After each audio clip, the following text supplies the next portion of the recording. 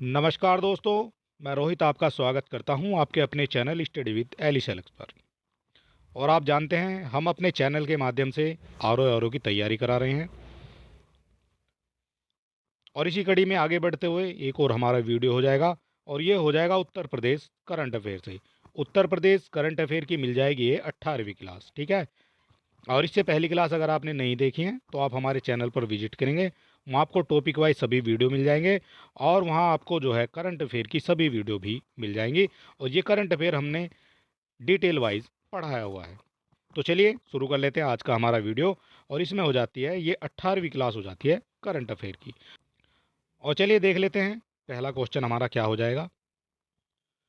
वर्ष 2023 में उत्तर प्रदेश का सालाना सॉफ्टवेयर निर्यात कितने हजार करोड़ रुपए के पार पहुंच गया है?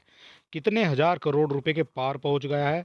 2023 की बात हो रही है। उत्तर प्रदेश का जो सालाना सॉफ्टवेयर निर्यात है तो ये हो जाता है आपका 40,000 करोड़ के पार पहुंच गया है। और ये अपने आप में भी एक रिकॉर्ड हो जाता है। बात करेंगे इससे बनने वाले इंपॉर्टेंट पॉइंट के बारे में। Software technology parks of India के अपर निदेशक डॉक्टर प्रदीप कुमार द्विवेदी ने बताया कि लगातार बढ़ रहे सॉफ्टवेयर निर्यात में उत्तर प्रदेश ने लंबी छलांग लगाई है। ठीक है, ये आपको याद रखना है। उत्तर प्रदेश ने लंबी छलांग लगाई है सॉफ्टवेयर निर्यात में। प्रदेश का सालाना सॉफ्टवेयर निर्यात अब जो है 40,000 करोड़ के पार कर गया है। ठीक है, कितने करोड़ को पार कर गया है? 40,000 करोड़ को पार कर गया है। और बात करेंगे अगले पॉइंट के बारे में।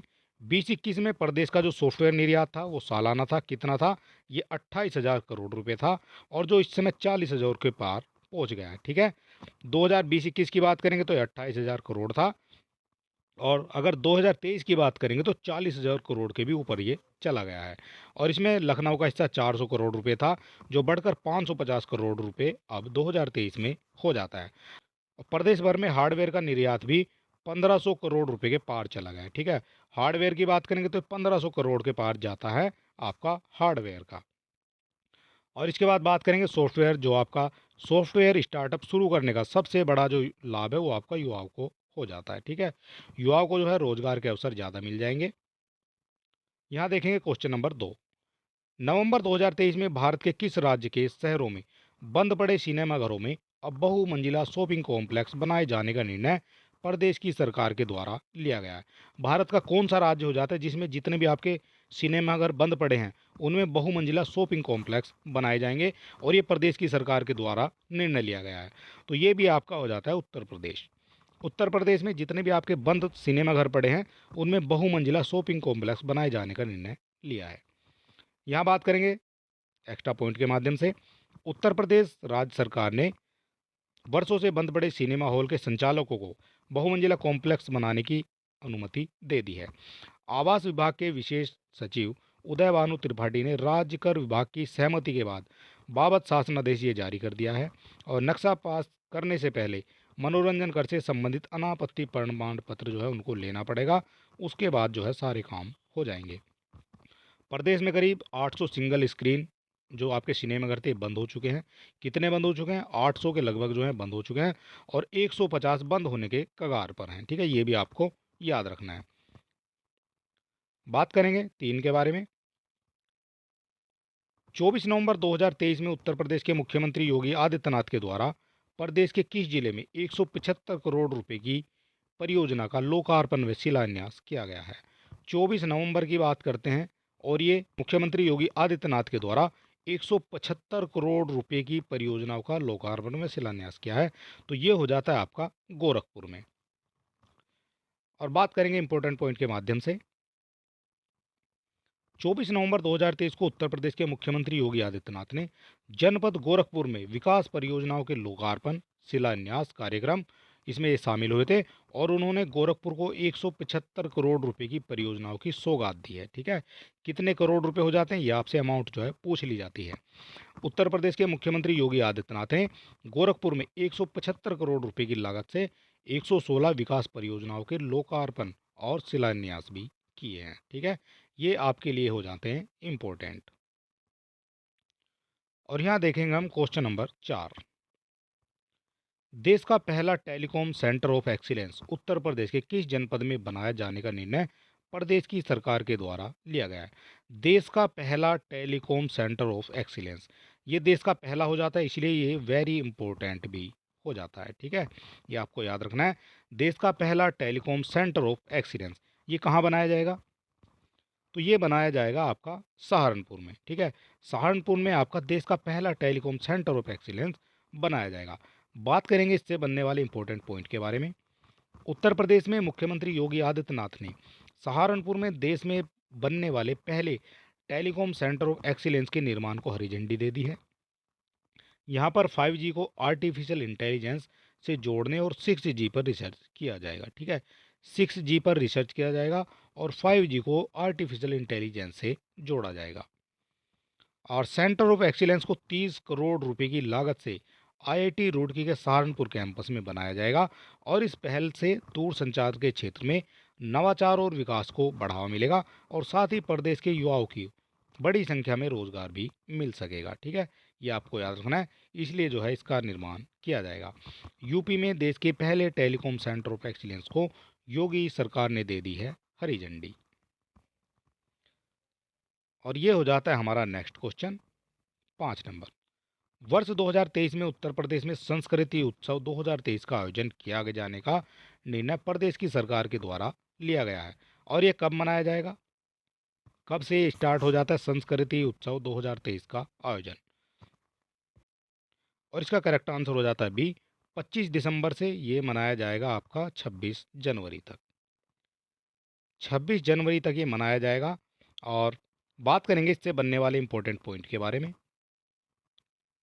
उत्तर प्रदेश की सांस्कृतिक विरासत को समृद्ध बनाने और लोक कला को देश सहित तो दुनिया भर में प्रसिद्धि दिलाने के लिए प्रदेश में 25 दिसंबर से 26 जनवरी 2024 तक संस्कृति उत्सव मनाए जाने का निर्णय लिया गया है। और उत्तर प्रदेश पर्व हमारी संस्कृति हमारी पहचान, ये जो है इसकी थीम हो जाती है और ये जो है एग्जाम में आ सकती है as it is. Uttar Pradesh की जो थीम हो जाएगी उत्तर प्रदेश पर्व हमारी संस्कृति हमारी पहचान, ये इसकी थीम हो जाती है। और किए जा रहे उत्सव से गांव, ब्लॉक, तहसील, जिला, मंडल सहित अन्य जो है राज्य स्तर पर लोक कलाकारों को अपनी प्रतिभा दिखाने का भी ये उचित मंच हो जाता है। और इससे बनने वाले जो इम्पोर्टेंट पॉइंट और क्या हो जाते हैं, संस्कृति विभाग उत्तर प्रदेश द्वारा इस उत्सव का आयोजन प्रदेश भर में कराया जाएगा और इसमें प्रतियोगिताएं भी होगी। और ये आपसे पूछा जाएगा कि इसका जो आयोजन है कौन कराएगा, तो संस्कृति विभाग इसका आयोजन कराएगा। 25 से 30 के बीच में ये तहसील मुख्यालय पर होगा।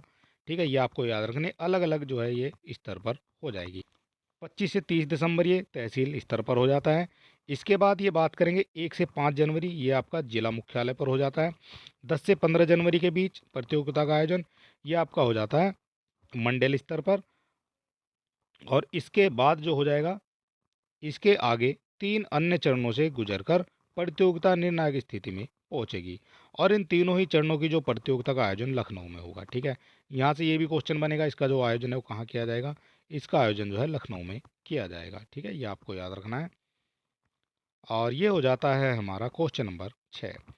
मुंबई में आयोजित फिल्म फेयर अवार्ड 2023 में लस्ट स्टोरीज 2 के लिए बेस्ट पिक्चर और बेस्ट डायरेक्टर का अवार्ड उत्तर प्रदेश की रहने वाली आशी को मिला है। और ये आशी जो है उत्तर प्रदेश के किस जिले से संबंधित हो जाती हैं? आशी के बारे में आपको बताना है, ये उत्तर प्रदेश के किस जिले से संबंधित हो जाती हैं? तो ये हो जाती हैं आपकी बरेली से संबंधित। ठीक है, आशी बरेली से संबंधित हो जाती हैं। और बात कर लेते हैं इससे बनने वाले इंपॉर्टेंट पॉइंट के बारे में। हाल ही में बरेली की आशी को मुंबई में आयोजित फिल्म फेयर अवार्ड 2023 में लस्ट स्टोरीज 2 के लिए बेस्ट पिक्चर बेस्ट डायरेक्शन का पुरस्कार मिला है। और जनकपुरी निवासी आशी 2008 में मुंबई गई थी और 2013 में बॉम्बे टॉकीज से उन्हें खासी पहचान मिली थी। उसके बाद लगातार जो आप आशी हैं वो कामयाबी की सीढ़ियाँ चढ़ती चली गई हैं। और ये हो जाती हैं आपकी आशी। ठीक है, ये आशी हो जाती हैं अवार्ड के साथ। और इधर आपकी ये हो जाती है लस्ट स्टोरीज। और ये हो जाता है हमारा 7 नंबर। वर्ष 2023 में किस प्रदेश की सरकार के द्वारा निर्णय लिया गया है कि बायोडीजल के उत्पादन, भंडारण, क्रय व वितरण की प्रक्रिया को सरल बनाने के लिए एक अत्याधुनिक व विशिष्ट पोर्टल का निर्माण किया जाएगा? एक अत्याधुनिक और विशिष्ट पोर्टल का निर्माण किया जाएगा। तो तो ये हो जाता है आपका उत्तर प्रदेश। उत्तर प्रदेश की सरकार के द्वारा बायोडीजल के उत्पादन, उसके भंडारण, उसका क्रय और वितरण की प्रक्रिया को सरल बनाने के लिए एक अत्याधुनिक और विशिष्ट पोर्टल का निर्माण किया जाएगा। बात करेंगे इससे बनने वाले इंपॉर्टेंट पॉइंट के बारे में। उत्तर प्रदेश सरकार बायोडीजल के उत्पादन, भंडारण, क्रय व वितरण की प्रक्रिया को सरल बनाने के लिए एक अत्याधुनिक व विशिष्ट पोर्टल का विकास करने जा रही है।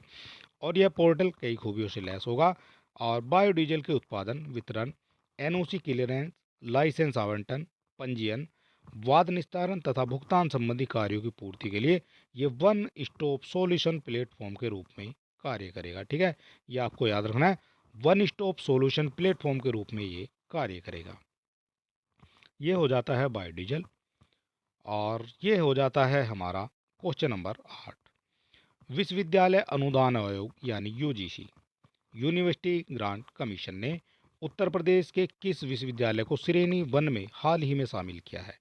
उत्तर प्रदेश की कौन सी यूनिवर्सिटी हो जाती है जो हाल ही में श्रेणी वन में शामिल हुई है यूजीसी के द्वारा?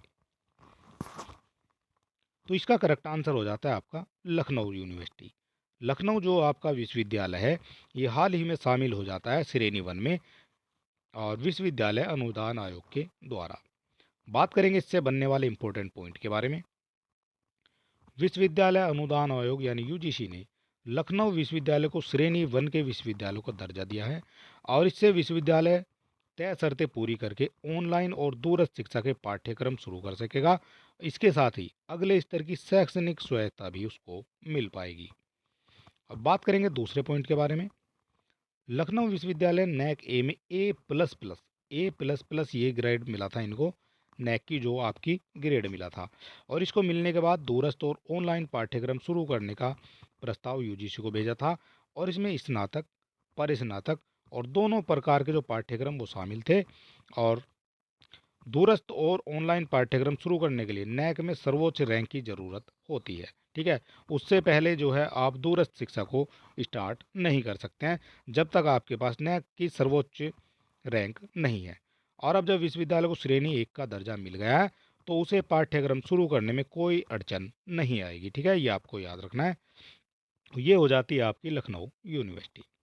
और इससे पहले अगर अभी तक आपने हमारे चैनल को सब्सक्राइब नहीं किया तो आप सब्सक्राइब कर सकते हैं, वीडियो को अपने दोस्तों में भी शेयर कर सकते हैं और अब आप हमारे टेलीग्राम चैनल से भी जुड़ सकते हैं।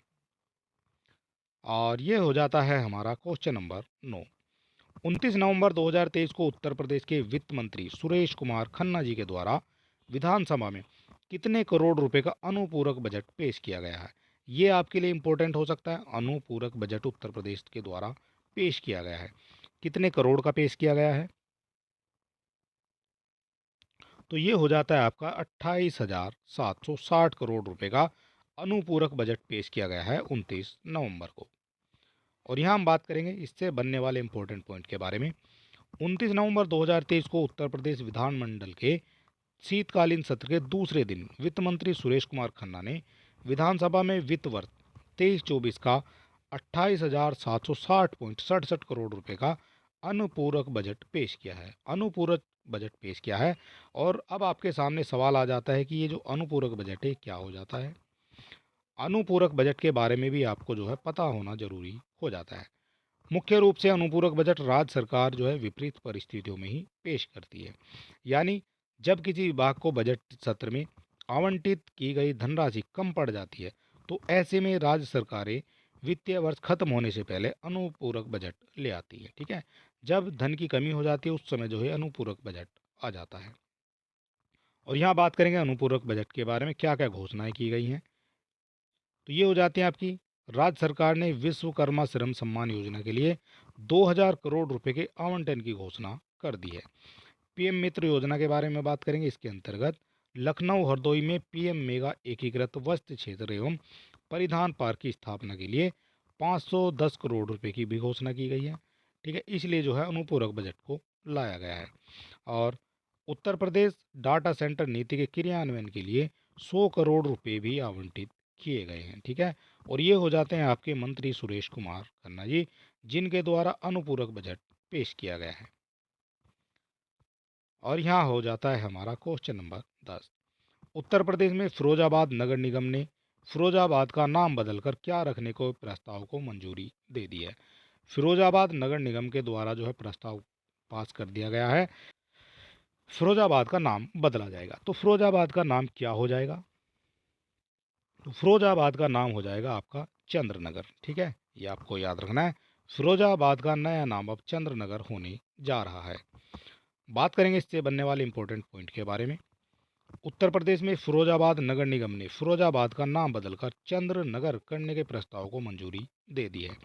और यह है पहल जो है प्राचीन स्थानों के नामों को पुनर्स्थापित करने के व्यापक प्रयास का हिस्सा हो जाती है। स्थानीय विरासत और संस्कृति को सुदृढ़ करने के प्रयास में उत्तर प्रदेश के 3 रेलवे स्टेशनों, एक आपका प्रतापगढ़, प्रतापगढ़, अंतु और विश्वनाथगंज का हाल ही में भी नाम बदल दिया गया है। ठीक है, 3 स्टेशनों का भी नाम बदला गया, प्रतापगढ़ का, अंतु का और विश्वनाथगंज का। ये हो जाता है आपका फिरोजाबाद, इसको अब चंद्रनगर कहा जाएगा। और ये हो जाता है हमारा 11 नंबर। दिसंबर 2023 में किस राज्य की सरकार के द्वारा सीएम फेलोशिप कार्यक्रम शुरू करने की घोषणा कर दी गई है?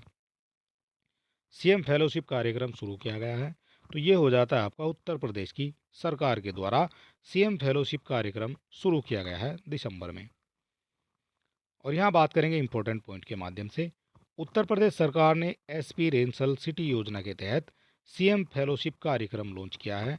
और फेलोशिप बड़ी एस्पिरेशनल सिटी योजना का हिस्सा है, जिसे शहरी सुविधाओं में सुधार और राज्य भर के 100 छोटे शहरों में रोजगार के नए अवसर पैदा करने के लिए डिजाइन किया गया है। ठीक है, ये हो जाती है आपकी योजना। और मुख्यमंत्री फेलोशिप कार्यक्रम के तहत एस्पिरेशनल सिटी स्कीम युवाओं को शहरी विकास योजना प्रबंध और निगरानी में योगदान देने के लिए इसमें युवाओं का चयन किया जाएगा। और युवाओं को शहरी विकास विभाग की आधिकारिक वेबसाइट पर जाकर पंजीकरण कराना होगा।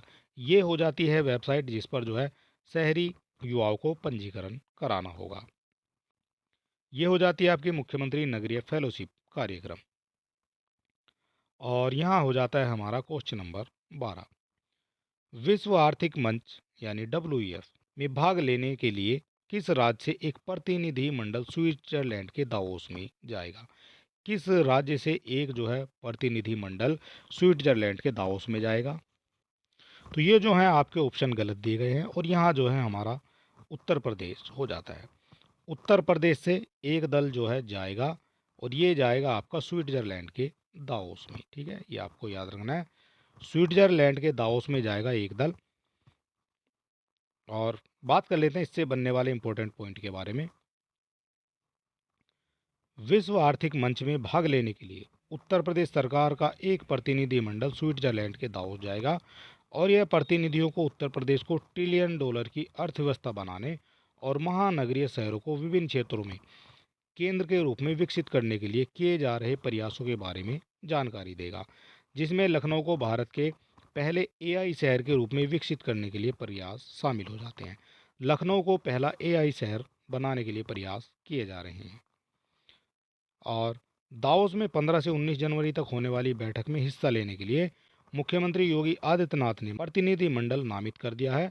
और प्रतिनिधि मंडल में वित्त मंत्री सुरेश खन्ना, औद्योगिक विकास एवं निर्यात प्रोत्साहन मंत्री नंद गोपाल गुप्ता नंदी के अलावा अवस्थापना एवं औद्योगिक विकास आयुक्त मनोज कुमार सिंह और सचिव मुख्यमंत्री अमित सिंह शामिल हो जाते हैं। ठीक है, ये जो जाएंगे ये पूरा प्रतिनिधि मंडल होगा जो स्विट्जरलैंड के दावोस में जाएगा।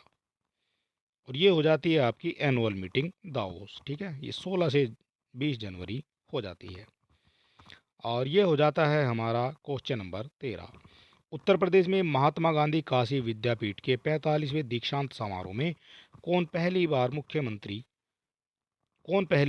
अतिथि के रूप में शामिल हुए हैं? ये पहली बार शामिल हुए हैं, इसलिए ये इम्पोर्टेंट हो जाते हैं। और कौन हो जाते हैं? तो ये हो जाती हैं आपकी राष्ट्रपति द्रौपदी मुर्मू। महात्मा गांधी काशी विद्यापीठ के 45वें दीक्षांत समारोह में पहली बार मुख्य अतिथि के रूप में राष्ट्रपति द्रौपदी मुर्मू शामिल हुई हैं। ये पहली बार हुई हैं, इसलिए इम्पोर्टेंट हो जाती हैं। और बात करते हैं इससे बनने वाले इम्पोर्टेंट पॉइंट के बारे में। भारत की राष्ट्रपति द्रौपदी मुर्मू 11 दिसंबर 2023 को वाराणसी में महात्मा गांधी काशी विद्यापीठ के 45वें दीक्षांत समारोह में शामिल हुई हैं और उनको जो है इन्होंने संबोधित भी किया है। ये कौन सा दीक्षांत समारोह हो जाता है? ये 45वां हो जाता है और यहाँ से भी आपके क्वेश्चन पूछे जा सकते हैं। महात्मा गांधी काशी विद्यापीठ के इतिहास में पहली बार राष्ट्रपति दीक्षांत समारोह की मुख्य अतिथि बनी है। ठीक है, पहली बार हो जाती हैं इसलिए इम्पोर्टेंट हो जाता है। इससे पहले वाराणसी एयरपोर्ट पर उनका जो उत्तर प्रदेश की राज्यपाल आनंदीबेन ने स्वागत किया था। आनंदीबेन पटेल ने स्वागत किया था और वाराणसी के महात्मा गांधी काशी विद्यापीठ के 15 मेधावियों को राष्ट्रपति द्रौपदी मुर्मू ने मेडल भी प्रदान किए हैं। ठीक है, ये भी जो है हो जाता है और ये हो जाती हैं आपकी द्रौपदी मुर्मू। 45वां कन्वोकेशन प्रोग्राम ये हो जाता है। और आगे बढ़ते हैं, हो जाता है हमारा 14 क्वेश्चन। दिसंबर 2023 में उत्तर प्रदेश के किस हवाई अड्डे को नागरिक उड्डयन महानिदेशालय के द्वारा लाइसेंस दे दिया गया है? हवाई अड्डे को नागरिक उड्डयन महानिदेशालय ने लाइसेंस दे दिया है। कौन सा हवाई अड्डा हो जाता है उत्तर प्रदेश का? तो ये हो जाता है आपका अयोध्या एयरपोर्ट। बात करेंगे इससे बनने वाले इंपॉर्टेंट पॉइंट के बारे में। विमानन नियामक डीसीजीए ने गुरुवार को अयोध्या हवाई अड्डे के लिए एरोड्रम लाइसेंस जारी कर दिया है और इस हवाई अड्डे को भारतीय विमानपत्तन प्राधिकरण एएआई लगभग 350 करोड़ रुपए की लागत से विकसित कर रहा है। ठीक है, और अयोध्या से दिल्ली एयरपोर्ट के लिए पहली उड़ान ये आपकी 6 जनवरी को शुरू हो जाएगी और अहमदाबाद के लिए 11 जनवरी से शुरू हो जाएगी। ठीक है, ये भी आपको याद रखना है। और ये हो जाता है आपका जो आपका अयोध्या का एयरपोर्ट है। ठीक है, और ये देख लेते हैं हम। नेक्स्ट क्वेश्चन हो जाता है हमारा 15। उत्तर प्रदेश के कितने जिलों में साइबर अपराध पुलिस स्टेशन स्थापित किए जाने का निर्णय लिया गया है? उत्तर प्रदेश के कितने जिलों में साइबर अपराध पुलिस स्टेशन बनाए जाएंगे? तो ये हो जाता है आपका उत्तर प्रदेश के 57 जिलों में ये बनाए जाएंगे साइबर अपराध पुलिस स्टेशन। और बात करेंगे इससे बनने वाले इंपॉर्टेंट पॉइंट के बारे में। उत्तर प्रदेश में योगी आदित्यनाथ के नेतृत्व वाली सरकार ने 57 जिलों में साइबर अपराध पुलिस स्टेशन स्थापित करने के लिए प्रस्ताव को मंजूरी दे दी है। पहले आईजी स्तर के अधिकारी द्वारा प्रबंधित इन स्टेशनों की देखरेख पुलिस अधीक्षक स्थापना द्वारा की जाएगी और यह निर्णय बढ़ती साइबर अपराध की घटनाओं की प्रतिक्रिया है जिसका उद्देश्य सभी जिलों में सतर्कता प्रभावी परिवर्तन बढ़ाना है। और ये हो जाते हैं योगी सरकार का बड़ा फैसला, इन 57 जिलों में खोले जाएंगे साइबर थाने। और ये हो जाता है हमारा नेक्स्ट क्वेश्चन नंबर 16। किस राज्य की पुलिस व्हाट्सएप चैनल लॉन्च करने वाली भारत की पहली पुलिस इकाई बन गई है? व्हाट्सएप चैनल लॉन्च करने वाली भारत की पहली पुलिस इकाई बन गई है। तो ये हो जाती है आपकी उत्तर प्रदेश की पुलिस। और बात करेंगे इससे बनने वाले इंपॉर्टेंट पॉइंट के बारे में क्योंकि क्वेश्चन आपके इंपॉर्टेंट पॉइंट से ही बनते हैं। उत्तर प्रदेश पुलिस भारत में अपने मुख्यालय और सभी जिला इकाइयों के लिए व्हाट्सएप चैनल लॉन्च करने वाली पहली पुलिस बन गई है। ठीक है, पहली बन गई है इसलिए इम्पोर्टेंट हो जाती है और इसका उद्देश्य उनके कार्य को प्रचारित करना और कानूनी अपराध घटनाओं के बारे में जानकारी प्रदान करना भी हो जाता है।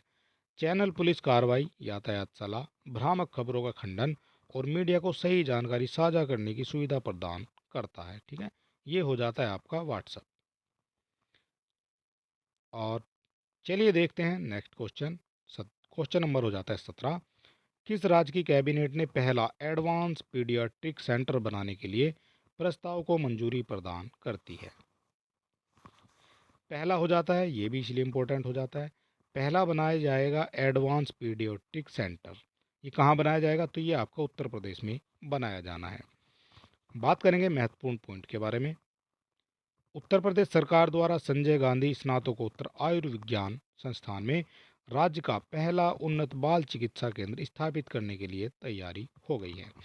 इस पहल में कुल 575 बिस्तरों वाली 20 विभाग और 6 इकाइयां शामिल होंगी और दोनों चरणों में सुविधाओं में सामान्य बाल चिकित्सा ऑन्कोलॉजी, बाल चिकित्सा सर्जरी बिस्तर और विशेष बाल चिकित्सा विभाग शामिल होंगे। ठीक है, ये हो जाती है आपकी पहला उन्नत बाल चिकित्सा केंद्र।